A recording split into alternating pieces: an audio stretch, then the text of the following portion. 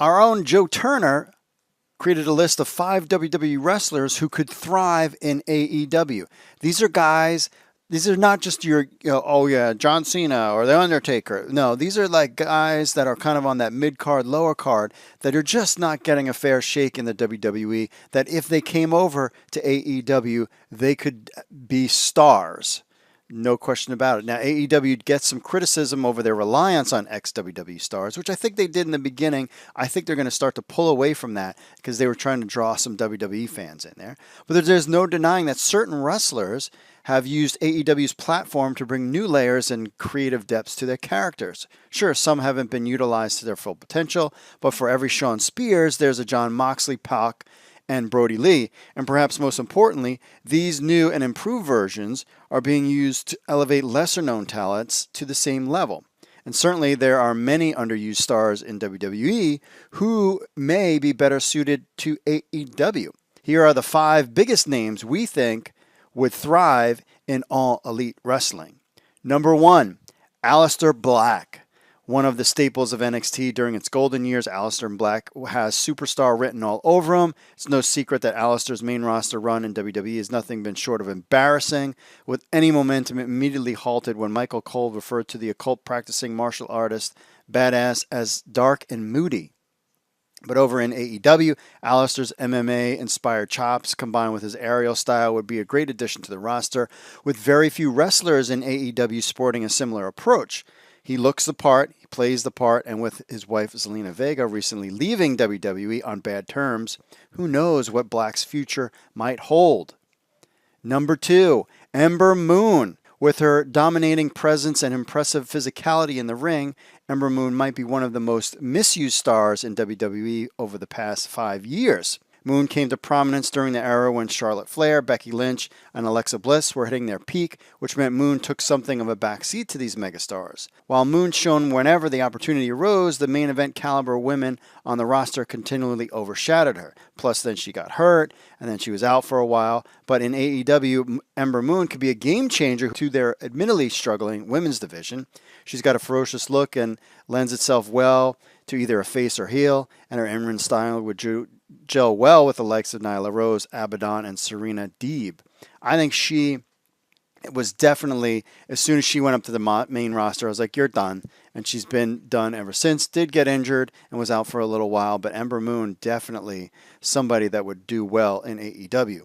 Number 3, Mustafa Ali, the gem of 205 Live. I used to watch 205 Live all the time, and he was my favorite guy. Mustafa Ali put on classics with the likes of Buddy Murphy and Cedric Alexander for barely a fraction of the Raw viewership.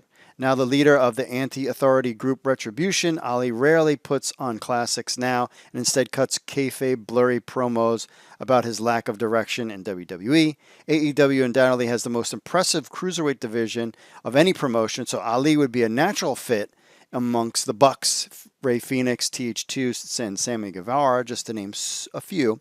Ali has also shown that in addition to being one of the most gifted athletes on the planet, he can also hold his own in the promo game. Number 4, Cedric Alexander, another 205 must-watch guy. He was definitely that in 2018. Alexander initially gained traction after some impressive matches in the 2016 Cruiserweight Classic, where he put on a particular outstanding bout against Kota Ibushi. And chants of "Please sign Cedric" followed, and it seemed that Alexander had a great future ahead of him. However, after heading to the main roster, as usual, Cedric got lost in the shuffle and all his momentum fell by the wayside. It's like a killer for these guys. In addition to being an impressive high flyer, Cedric's brief feud with Drew McIntyre proved that he could put on impressive matches against bigger guys, and one can only imagine how he might flourish without WWE's shackles. Plus, with his wife Big Swole already signed to AEW, Cedric already has a link to them.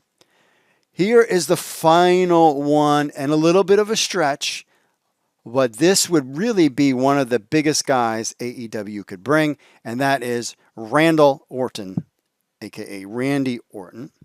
As we see from the ratings each week, AEW has a loyal audience that rarely fluctuates from its viewing habits. Therefore, it's going to take some major star power from a rival promotion in order to shift the viewership needle with any kind of significance.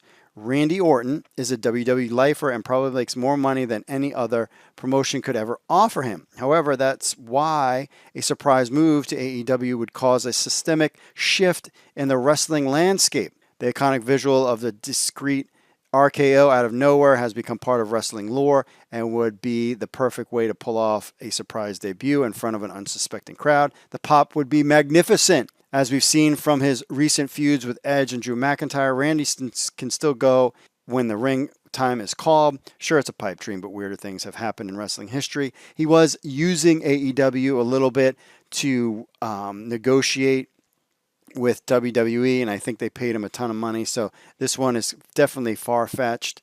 But here he's a guy that probably would really be able to just be himself and whatever he wants to do in AEW. So you've got Randy Orton, you've got Cedric Alexander, Mustafa Ali, Ember Moon, and Aleister Black as 5 WWE wrestlers who would thrive in AEW.